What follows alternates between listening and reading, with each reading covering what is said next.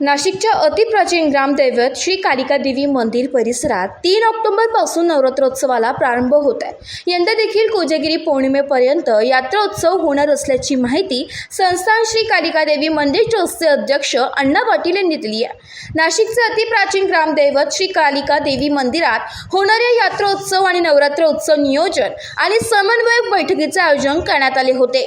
यावेळी संस्थान श्री कालिका देवी मंदिर ट्रस्टचे अध्यक्ष तथा माजी नगरसेवक अण्णा पाटील, मुंबई नाका पोलीस ठाण्याचे वरिष्ठ पोलीस निरीक्षक संतोष नरुटे, शहर वाहतूक शाखा युनिट क्रमांक 2चे पोलीस निरीक्षक दिनकर कदम, मनपा विभागीय अधिकारी सुचेतन सोनवणे, अनिकेत भालेराव, विभागीय स्वच्छता निरीक्षक BR बागुल, विश्वस्त तथा कोषाध्यक्ष सुभाष तळाजिया, सरचिटणीस डॉक्टर प्रतापराव कोठावळे, विश्वस्त किशोर कोठावळे, आबासाहेब पवार, संतोष कोठावळे, विशाल पवार यांच्यासह माजी नगरसेवक दत्ता पाटील तसेच दीपक तळाजिया, राम पाटील, भरत पाटील, श्याम पाटील आदींसह मनपाच्या आरोग्य विभागाचे अधिकारी तसेच अग्निशमन विभाग, महाराष्ट्र राज्य विद्युत वितरण कंपनीचे राजेश श्रीनाथ आदी उपस्थित होते। यावेळी यात्रोत्सव आणि नवरात्र उत्सव काळात भाविकांना सुलभ देवी दर्शन करता यावे यासाठी उपाययोजना करण्यात येणार असल्याचं त्यांनी सांगितलंय।